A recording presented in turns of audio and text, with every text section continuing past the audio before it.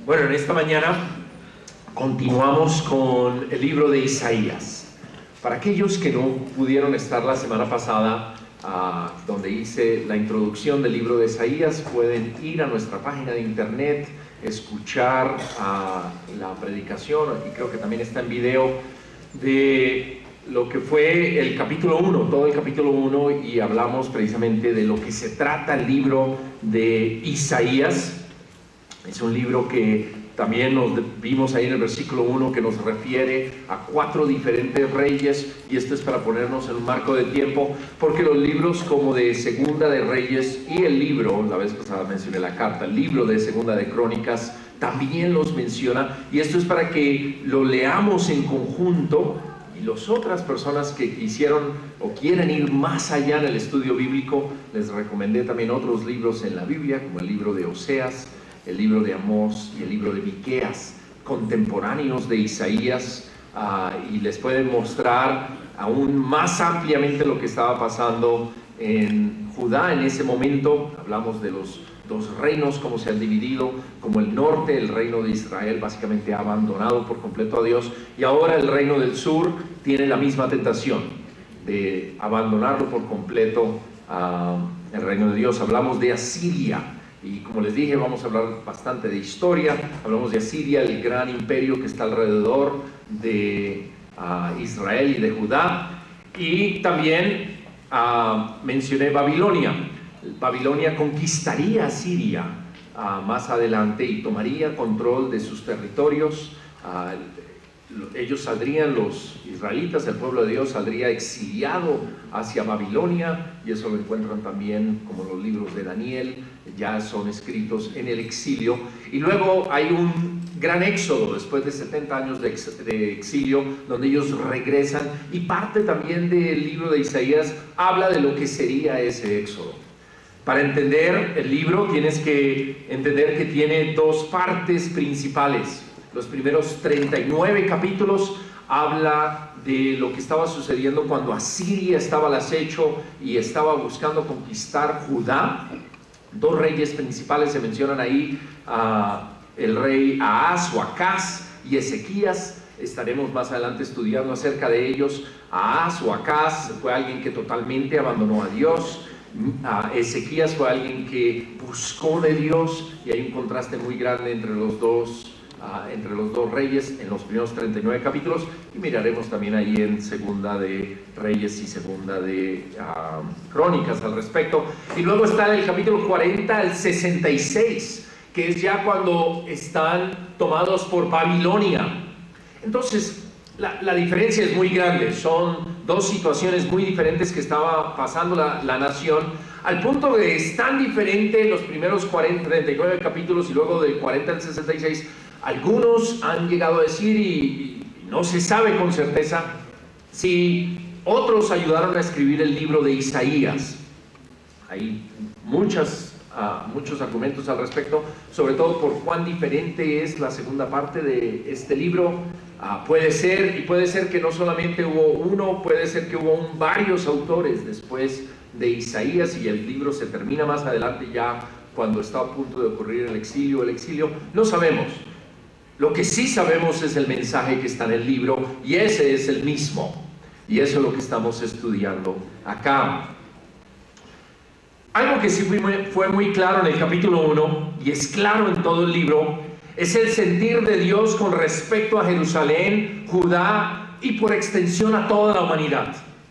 Como lo describe el capítulo 1, 21, repasando lo que vimos la semana pasada, leímos la semana pasada cómo se ha prostituido la ciudad fiel.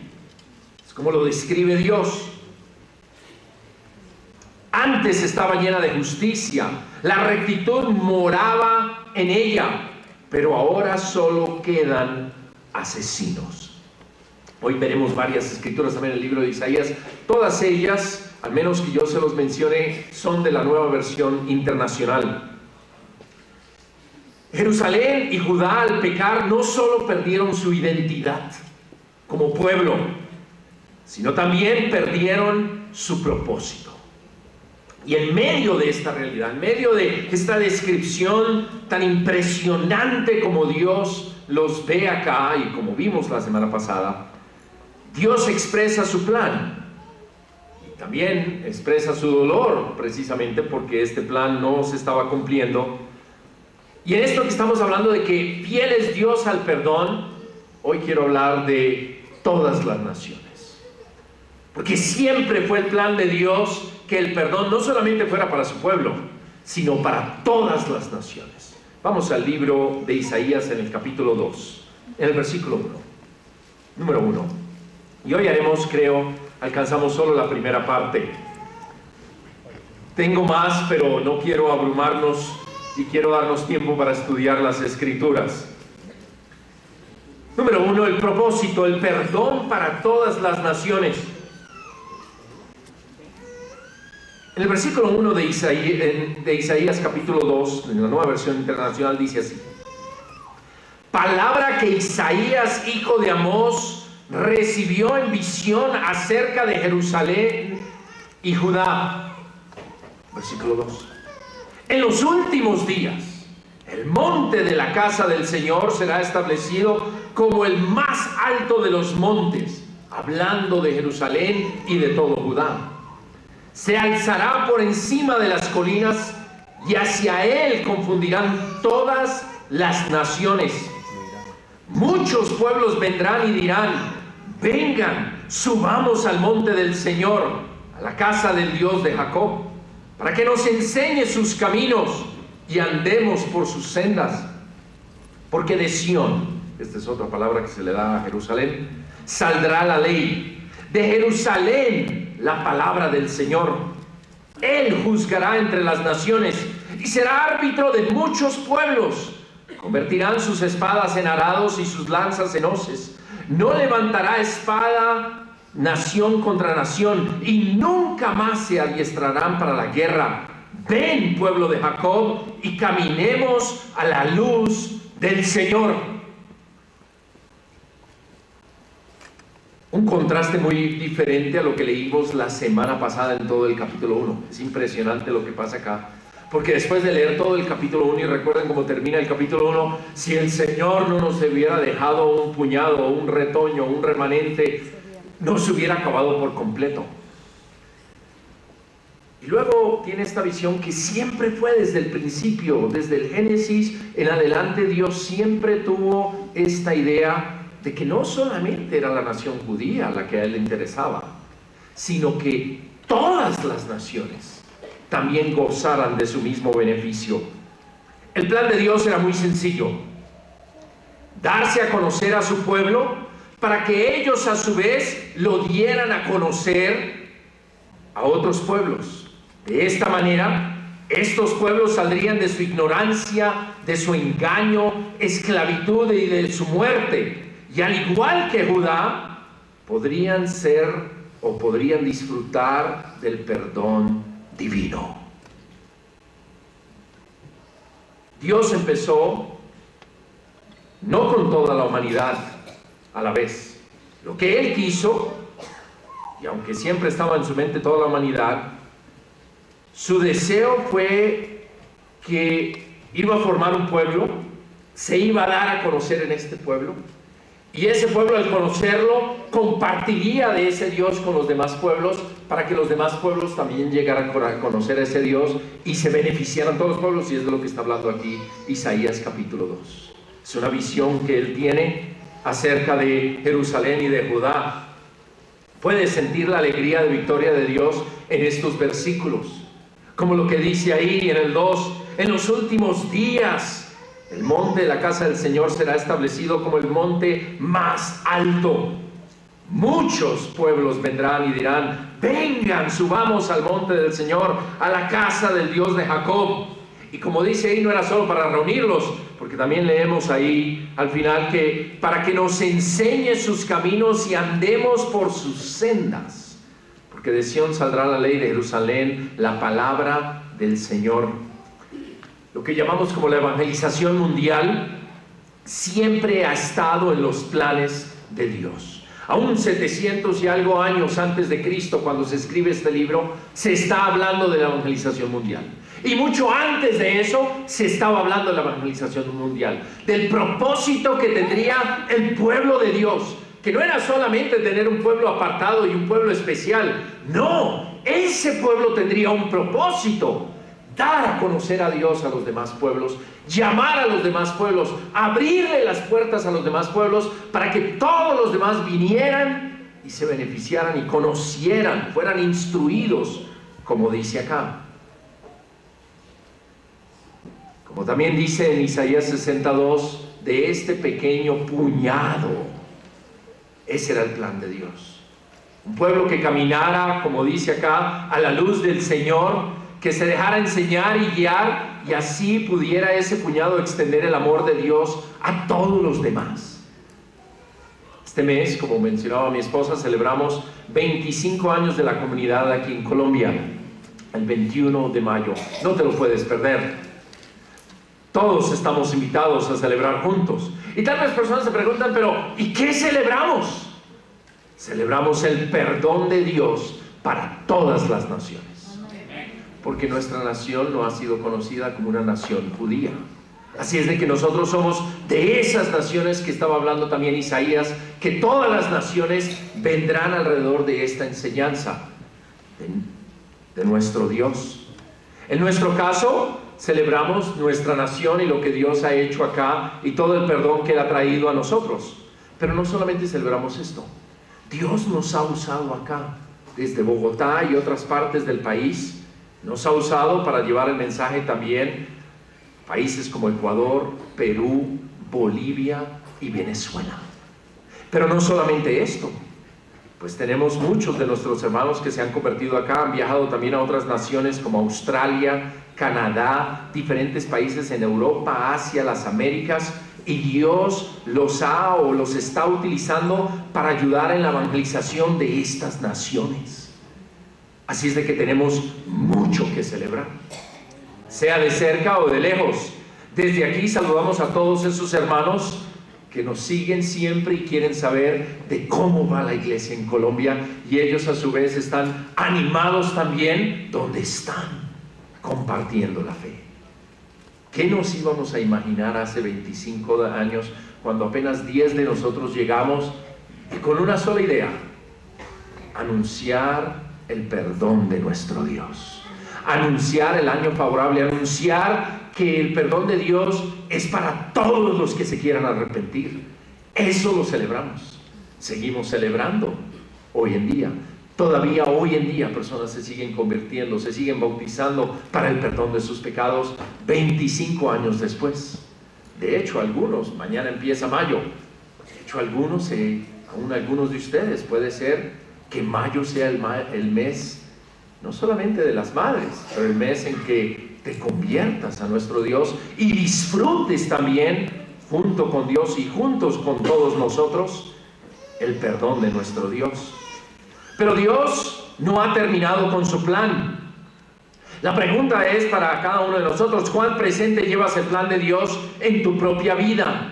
¿Qué puedes hacer tú para que el plan de Dios se siga haciendo una realidad y más aún se acelere, como nos enseña la Biblia? ¡Que rápido se acelere y termine el plan de Dios! Pero la pregunta es: ¿qué pasó con Judá? ¿Se cumplió este plan? Termina ahí, en Isaías capítulo 2, versículo 5, termina, vamos todos, y este canto de victoria se convirtió en una realidad. Por un tiempo, sí. En instantes hubo individuos, o el pueblo se dejaba llevar por momentos por Dios, como en el caso de Daniel, aún en Babilonia. Han leído de él, con un rey que se llamaba Nabucodonosor, que precisamente tiene el nombre de un dios pagano.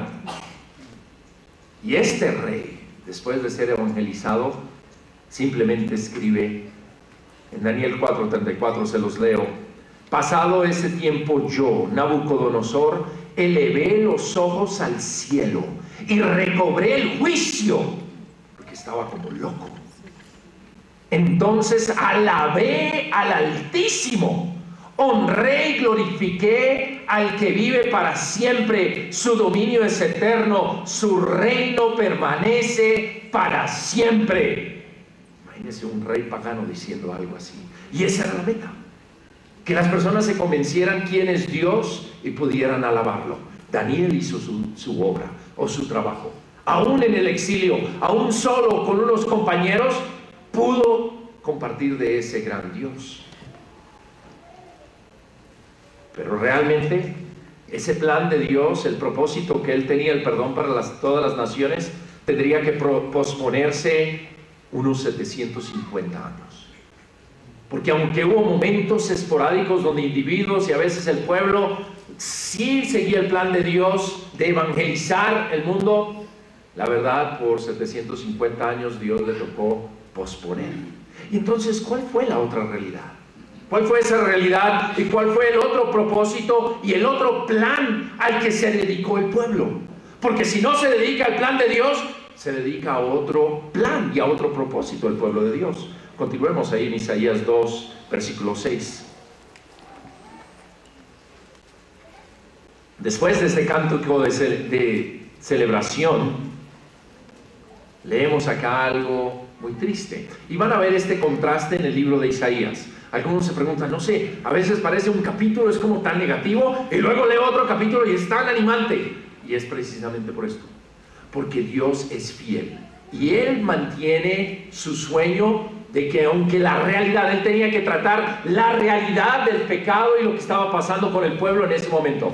Pero Él mantenía su plan de perdón para todas las naciones. Entonces da unos cánticos, uno para Él continuar y dar certeza de que Él no iba a cambiar, Él sería fiel, pero también para animar a los poquitos que quedaban, que seguían creyendo en el plan de Dios. Versículo 6, leemos ahí en la Nueva Versión Internacional. ¿Cuál es el otro propósito y el otro plan si no es el de Dios?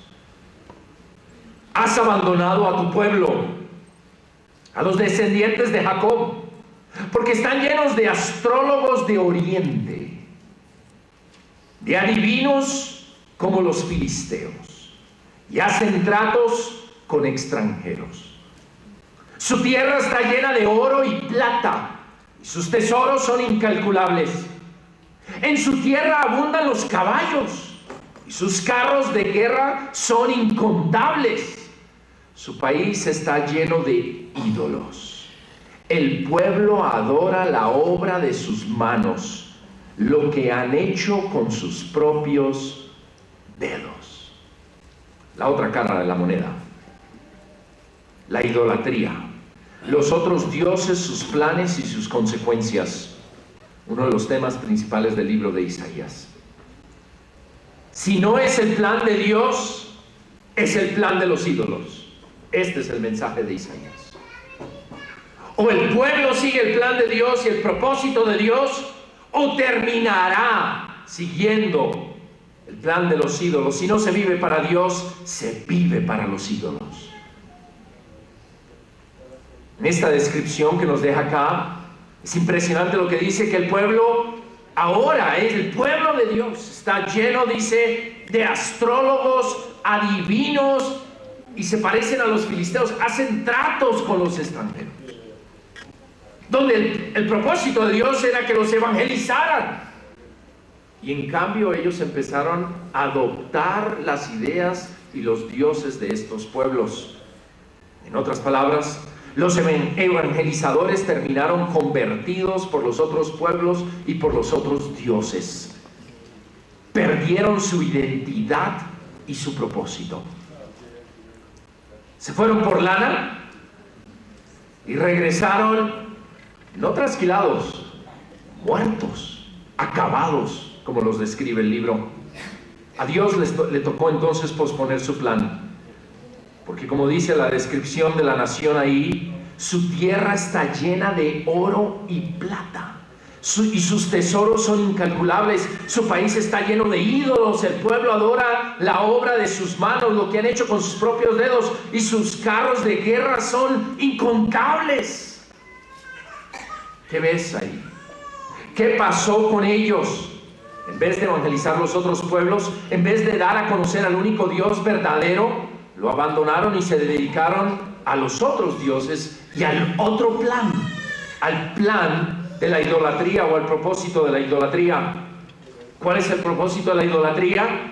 Acumular oro y plata, tesoros incalculables, adorar la obra de sus propias manos, como dice ahí, lo que habían hecho con sus propios dedos. El propósito de la idolatría es el poder y la destrucción, como también dice en el versículo 9, al hombre se le humilla, a la humanidad se le degrada, imposible que los perdones. Hablando del perdón. Imposible que después de que estaban contigo, te abandonan, miran lo que se han convertido, es imposible que llegues a perdonarlos. Abandonar a Dios tiene un precio muy alto. La idolatría con lo que ésta ofrece y con sus consecuencias. Y en todo el libro, Dios habla acerca de esto. Y vale la pena que escuchemos algunos de estos versículos. Yo se los voy a mencionar si ustedes alcanzan a llegar allá. Como en el capítulo 41, mira lo que dice. Otra vez, la nueva versión internacional de todos estos pasajes. ¿Cómo es la idolatría? ¿Qué hace la idolatría en un pueblo? O mejor aún, ¿qué pasa con un pueblo cuando abandona al único Dios verdadero? Dios describe los ídolos en Isaías 41, 29. Todos ellos son falsos.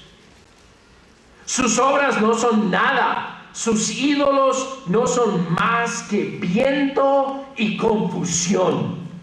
Esos son los ídolos. Recuerden estas palabras porque en las próximas semanas estaremos estudiando más al respecto. Hoy apenas estamos mirando una idea general. Pero esto es lo que hacen los ídolos. Llevan a la gente, son cosas que no saben nada y llevan a las personas a no saber nada, a no ser nada. Los llevan al viento y a la confusión. En el capítulo 42, versículo 8 dice: yo soy el Señor, ese es mi nombre. No entrego a otros mi gloria, ni mi alabanza a los ídolos.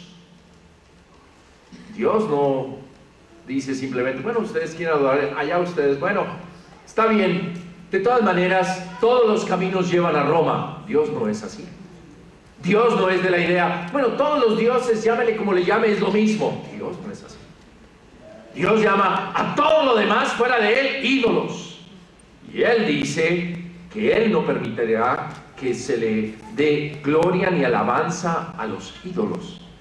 En el capítulo 42, en el versículo 17, dice: pero retrocederán llenos de vergüenza los que confían en los ídolos, los que dicen a las imágenes: ustedes son nuestros dioses. Sordos, escuchen. Y recuerden eso, porque sordos y ciegos sería una descripción que se utiliza en todo el libro, pero también retomaría esta misma idea nuestro Señor Jesús, que en 2 semanas estaremos hablando precisamente de Él, de cómo Él es fiel también al perdón. Y el libro de Isaías habla muchísimo de Jesús. Sordos, escuchen. Ciegos, fíjense bien. Tú has visto muchas cosas, pero no las has captado. Tienes abiertos los oídos, pero no oyes nada. Te hace pensar en alguien que conozcas. Le agradó al Señor, por amor a su justicia, hacer su ley grande y gloriosa. Pero este es un pueblo saqueado y despojado. Versículo 25. Por eso el Señor derramó sobre él su ardiente ira y el furor de la guerra. Lo envolvió en llamas, pero no comprendió. Lo consumió, pero no lo tomó en serio. Capítulo 44, versículo 6. Así dice el Señor Todopoderoso, Rey y Redentor de Israel: yo soy el primero y el último. Fuera de mí no hay otro Dios. Ahí mismo en el capítulo 44, en el versículo 17, en la versión Dios habla hoy, dice: y de la madera, y hay una descripción, la semana próxima leeremos el capítulo, pero dice acá: y de la madera sobrante hace la estatua de un Dios, se inclina ante ella para adorarla y suplicante le dice: sálvame, porque tú eres mi Dios. Esa gente no sabe, no entiende. Tienen los ojos tan ciegos que no pueden ver y el entendimiento tan cerrado que no pueden comprender. No se ponen a pensar, les falta entendimiento para comprender y decir: la mitad de la madera la puse a arder en las brasas, cocí pan, asé carne y me la comí. Del resto hice esta cosa detestable o abominable. Y lo que estoy adorando es un pedazo de palo. Verdaderamente es como comer ceniza, es dejarse engañar por ideas falsas. Esas personas no podrán salvarse, no serán capaces de entender que lo que tienen en sus manos es pura mentira. Es una descripción precisamente de los ídolos que están hechos de madera. Dice: ¿cómo es posible que gente no se da cuenta? ¿Cómo hacen un ídolo de madera y se ponen a adorarlo, pero de la misma madera también, mientras que hacían el ídolo, sacaron un pedazo de la misma madera para cocinarse una carne y comer? O sea, se estaban comiendo el ídolo. ¿Qué es eso? Y creer que no se dan cuenta que eso no es nada. Que, como dice ahí, no se dan cuenta, que no quieren entender, no son capaces, no se dan cuenta que es pura mentira. La gente se vuelve igual que sus ídolos. Los describe también el libro de Isaías y en otras partes de la Escritura. Los ídolos tienen ojos, pero no pueden ver. Tienen oídos, pero no pueden escuchar. Los ídolos en sí son malvados, pues es algo muerto. No pueden hacer nada por los demás. Así se vuelven sus seguidores. Gente ciega, sorda, muerta, que no puede hacer nada por los demás. Así es seguir los ídolos. ¿Qué ídolos tenían ellos? ¿Qué dioses tenían?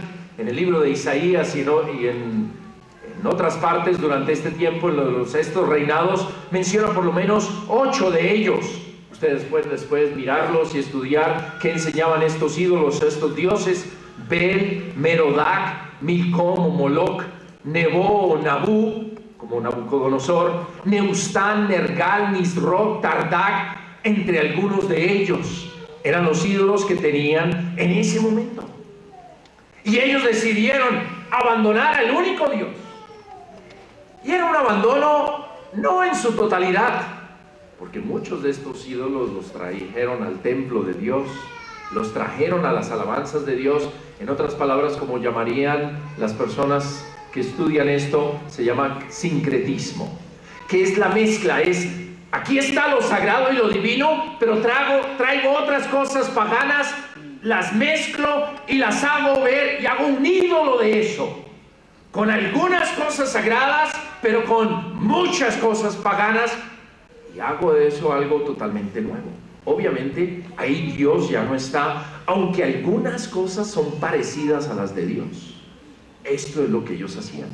Como ustedes podrán leer o han leído ahí en Segunda de Crónicas y Segunda de Reyes, tenían diferentes altares por toda la nación donde se practicaban estos cultos a estos dioses. Pero también los altares tenían cosas parecidas a las de Dios. Estaba el templo y adoraban en el templo a Dios, pero a veces sacaban las cosas sagradas y las cambiaban y hablaremos de eso, lo que hizo el rey Acaz. Copiaban, nada más estoy copiando el otro altar, nosotros seguimos adorando a Dios. Y hablaremos del peligro de hacer eso, de andar copiando otros altares. Y andar, mira, ay, pero es que mira, ya es como bonito acá y acá, tráigame eso. Y no nos damos cuenta que estamos trayendo otros altares. Estos eran los ídolos de ellos y las consecuencias que tuvo. Pero pensemos un momento, bueno, ¿qué tal para nosotros? Porque obviamente si alguien dice, no, pues yo no adoro a Bel, o yo no adoro a Merodach o Milcom, ni sabía que existían, entonces no hay idolatría en mi vida. Y hablaremos mucho más extensamente acerca de esto más adelante. Pero por ahora vale la pena algunos consejos que nos da las Escrituras, en especial el Nuevo Testamento, con respecto a esto. Por ejemplo, marquen ahí En primera de Juan capítulo 5 versículo 21, mira cómo termina el apóstol Juan. En primera de Juan, en el capítulo 5 versículo 21, dice la Biblia: ¿será que hay ídolos entre nosotros? En la Nueva Versión Internacional, primera de Juan 5:21, queridos hijos, ya hablándole a la iglesia, queridos hijos, apártense de los ídolos. Otra versión tiene, cuídense de los dioses falsos. Cuídense de los dioses falsos, pero ¿cómo así? Pero estos ya eran cristianos, estos ya van como 60 años de cristianismo, están adorando al único Dios. Y termina su primera carta al apóstol Juan y dice, ojo, cuídense, queridos hijos, de los dioses falsos. Si tú lees toda la carta dices, pero tan raro, ¿de qué están hablando? Porque en toda la carta no se habla de otros dioses. No menciona ni a ninguno de estos que se menciona en el Antiguo Testamento, ni otros dioses del momento, como Zeus o algo así, que adoraban también en este momento. Entonces, ¿de qué está hablando? Bueno, uno de los dioses falsos, y de lo que habla la carta, son los falsos cristos. Falsos cristos, que la Biblia menciona muchísimo, va a haber muchos falsos cristos. Se llamará Cristo. Tendrá una apariencia como de Cristo. De hecho, se citarán varias escrituras o varios dichos de Cristo, pero son falsos Cristo. En este caso, para los de Juan, cuando se escribe Juan, había la idea, y viene precisamente de unas ideas paganas, que las personas pensaban, pero ¿cómo la carne puede ser algo espiritual? ¿Cómo puede habitar algo espiritual la carne si la carne en sí es mala? Si los seres humanos somos malos, entonces ¿cómo Cristo pudo también ser humano? ¿Cómo fue que Dios se hizo hombre? No puede ser esto. Porque si Dios se hizo hombre, querría decir que Dios se volvió malo. Entonces inventaron la idea, entonces Jesús no existió en cuerpo, no fue un ser humano. Fue solamente un espíritu. De resto, no hubiera podido seguir siendo Dios. Y empezó esta idea a surgir dentro de la iglesia. Y por eso Juan, que es de los últimos que queda, el último de los apóstoles que queda vivo, y Pedro también trata el tema, dice, no, si yo lo toqué, claro que existió. Yo comí con él. Yo estuve ahí. Un fantasma, como también lo describe Jesús mismo de sí mismo, un fantasma no come pescado. Un ser humano sí. Vengan, metan los dedos, vengan, sí existió. Y gran parte de la carta se escribe porque estaba ya destruyendo la iglesia este falso Cristo. Pero como se le decía Cristo, la gente empezó en la iglesia, oye, sí, de pronto nunca existió. Y todo el efecto que eso tuvo, porque entonces, si Cristo no vivió, no se hizo hombre, entonces, en muchos sentidos, entonces, pecar, pues, está bien porque igual lo que se hace perfecto es lo espiritual, entonces no me preocupo en un sentido de pecar en la carne, porque de todas maneras es malo, nunca voy a cambiar. Entonces, ¿para qué intentar cambiar? ¿Se dan cuenta dónde va esa idea? Pero hay muchos falsos cristos, como también menciona el apóstol Pablo en 2 Corintios 11:4. ¿Será que habrá falsos cristos hoy en día? Pablo le dice a los de Corintio también, si alguien llega a ustedes predicando a un Jesús diferente, 2 Corintios 11:4, si alguien llega a ustedes predicando un Jesús diferente del que les hemos predicado nosotros, o si reciben un espíritu, un evangelio diferentes de los que ya recibieron, a ese lo aguantan con facilidad. La iglesia en Corinto tenía esta tentación, no se estaba cuidando de los falsos cristos.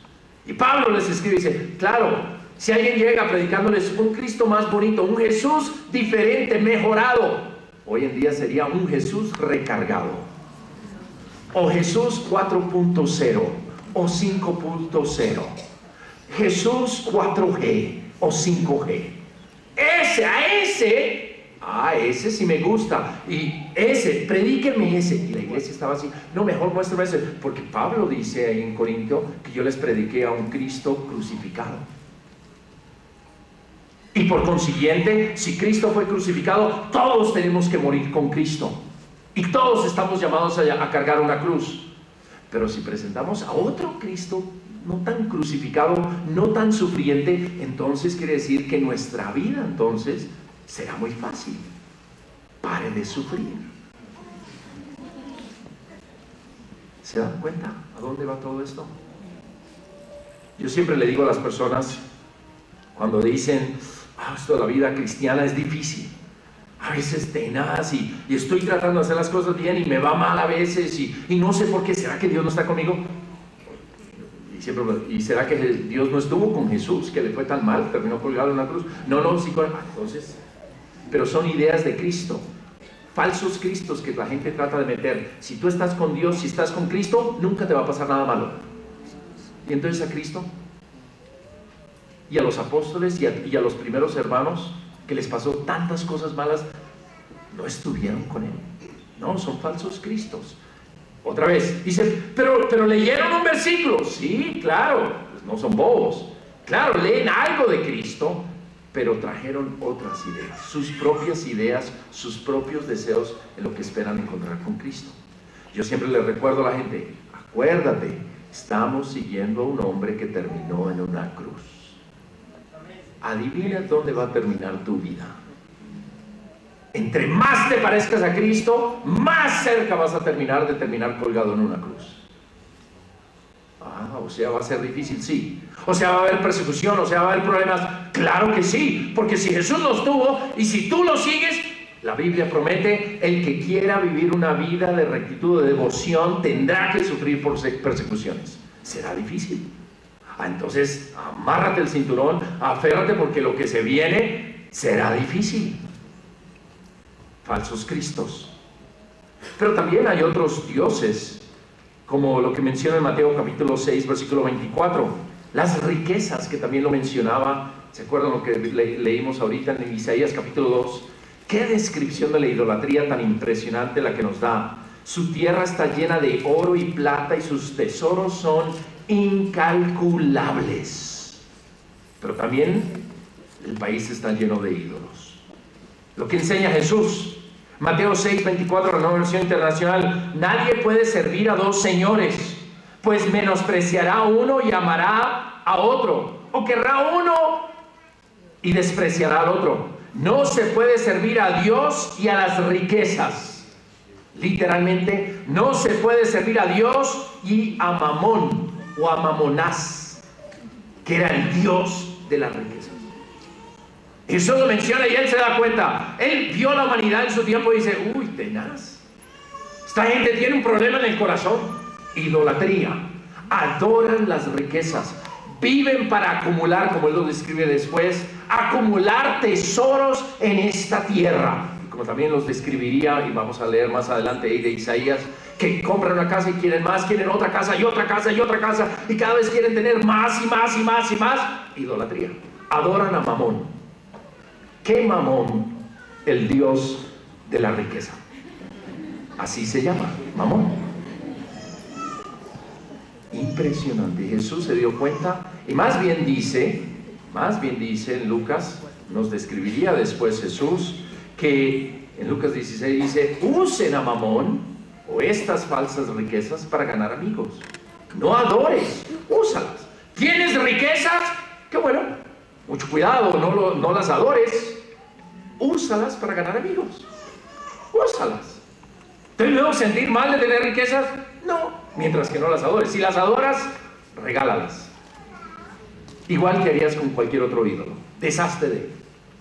Si ves que en tu corazón no aguantas y dices, ay, es que todos los días ando pensando en la plata y la plata y la plata y la plata y la plata, regálala. Vuélvete pobre, bájate de estrato, pero es mejor que en un estrato más bajo llegues al cielo y no en tu estrato alto llegues al infierno. Tienes que tomar una decisión. Las riquezas.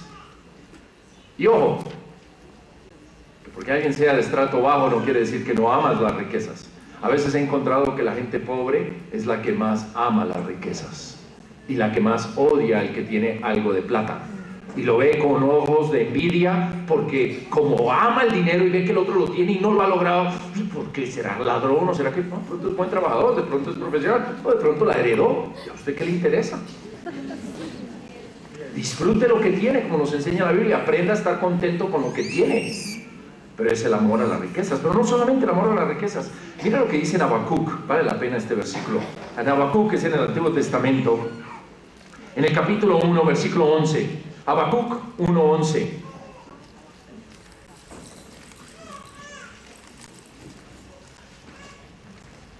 Dice la Biblia: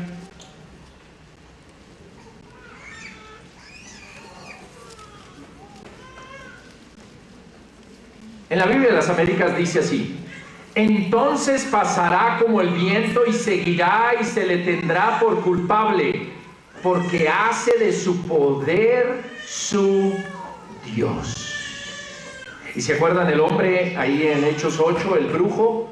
¿Se acuerdan cuando él se convirtió y luego vio que los apóstoles tenían poder para sanar a los enfermos y para pasar los dones del Espíritu Santo? Solamente los apóstoles tenían estos dones, y Simón se da cuenta y le dice, en Hechos 8:10 dice: todos desde el más pequeño hasta el más grande le prestaban atención y exclamaban: este hombre es el que llaman el gran poder de Dios. El otro Dios es el poder. También le pidió a los apóstoles: denme también a mí ese poder para que todos a quienes yo les imponga las manos reciban el Espíritu Santo, y fue reprendido severamente. Poder, no solamente las riquezas, no solamente los falsos cristos, pero poder es otro Dios hoy en día. Hay personas que creen que cuando tuvieran o tengan más poder, lograrán más. Mucho cuidado, porque ese es un Dios. Y por último, uno mismo, o la capacidad humana, también es un Dios. Mira lo que dice en 2 de Tesalonicenses 2:3. En 2 de Tesalonicenses 2:3, en la versión Dios habla hoy, dice así: no se dejen engañar de ninguna manera. Se dan cuenta, en todos lados se le llama esto a la iglesia, porque es fácil ser engañado si no se camina con Dios. No se dejen engañar de ninguna manera, pues antes de aquel día tiene que venir la rebelión contra Dios, cuando aparecerá el hombre malvado, el que está condenado a la perdición. Versículo 4. Este es el enemigo que se levanta contra todo lo que lleva el nombre de Dios o merece ser adorado, y llega incluso a instalar su trono en el templo de Dios. O sea, hoy en día, en ese momento, la iglesia haciéndose pasar por Dios. El otro ídolo es la capacidad del ser humano, el hombre mismo. Tú mismo puedes ser tu propio ídolo. Idolatrar y creer tanto en la capacidad humana que ya ni se necesita de Dios. Mejor dicho, como dice aquí, ese hombre llegará a ser tan grande, tan fuerte, tan poderoso, que se hará pasar por Dios. Se meterá, pondrá su trono dentro de la iglesia y se verá grande y todo, y buscará que todos lo alaben, que todos digan: la iglesia de fulano de tal. Ya no es ni siquiera la iglesia de Cristo, ya no es la iglesia de Dios, ya no se habla, no, es la iglesia de fulano de tal. ¿Qué es eso? ¿Cómo que la iglesia de fulano de tal? Y la gente le encanta eso. Ojalá ese se levante bien alto, porque ahí detrás vamos todos los demás. Y si el pastorcito ese tiene, yo entonces quiere decir que los feligreses también van a tener. Y si puede, los demás también pueden. Entonces quieren levantar hombres, pero no solamente dentro de la iglesia, en todo nuestro alrededor. Nos gusta alabar hombres, nos gusta quién lo lleva más alto, y ojalá yo llegue a ser como un poquito como él, porque él es lo máximo. Y sabes cómo es su vida, sabes cómo camina con Dios, sabes qué piensa Dios de ese, cómo es. Para el cristiano, por ejemplo, es muy difícil estar en el ámbito del deporte o las artes escénicas. Va a haber muy pocos cristianos que van a poder aguantar ese ritmo. ¿Se han dado cuenta cómo se idolatran hoy en día a los deportistas y a los miembros de la academia? Pero pero son dioses. Y hay muchos. No solamente dice, uy, yo no tengo eso porque de todas maneras ya estoy gordo, ya estoy viejo, ya estoy cojo, entonces no va a ser un deportista. Sí, pero estamos hablando acá de la exaltación del hombre como tal. Y podemos aún religiosamente hacer eso. Ay, es que es un alma de Dios, es que es una persona, es que es un pecador como todos los demás. Y todos necesitamos alabar al único Dios verdadero. Algunos de esos dioses son diferentes hoy en día, pero tienen el mismo resultado. O adoras al único Dios verdadero, o terminas adorando a uno o varios de esos dioses. O tienes el propósito de Dios de evangelizar este mundo, de darlo a conocer, o tendrás el propósito de los ídolos. Yo veo aquí en la comunidad a muchos que están muy enfocados, pero me temo que algunos se están dejando engañar por los dioses de este tiempo. Falsos cristos, falsas religiones, falsos ídolos, como las riquezas, la avaricia, el poder, tú o la capacidad humana. ¿Buscas en esto tu refugio y seguridad? Terminarás ciego, sordo y eventualmente muerto. Este es el mensaje de Isaías. ¿Te has preguntado alguna vez por qué la gente no presta atención, aunque para todos alrededor se están destruyendo estas personas? No lo ven, no escuchan. Pues simplemente porque sirven ídolos y se están volviendo como ellos. ¿Cuántos padres no dicen cuando son abuelos, lástima no haber hecho esto con mis hijos, pero no sé en qué estaba pensando? ¿Cómo es que no me di cuenta? Porque nadie me dijo. Pero usted siempre se le dijo, usted siempre sabía. Lo que pasa es que era sordo y ciego por sus ídolos. ¿Cuántos jóvenes no llegan a la misma convicción o llegarán a la misma convicción en los próximos años? El ánimo en esta mañana: deja la idolatría, vuélvete al único Dios verdadero.